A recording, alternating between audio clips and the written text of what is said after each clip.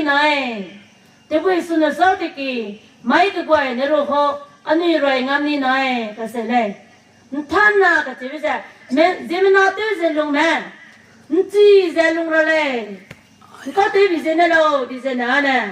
cái gì để mà giờ mà lấy nè bây giờ anh ấy nó ngắm rồi này cái gì này ô gì cái này cái tiếng na cái gì bên này than na cái gì bên cái rau chẳng ai mặc quần đà rau soya gì bằng giờ nằm ai go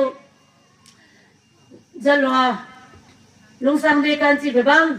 tiếng ngon mà số ga thế nó số ga hết mà gì bằng giờ nằm ai răng chi cái đây ai giờ này hay nó chi đó chỉ đã giờ cái răng ai bây giờ men say xuân là lung mày than là lung đi này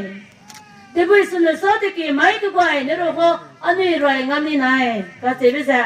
zim mà thế giờ lung mày nè chỉ giờ lung ra đây cái gì này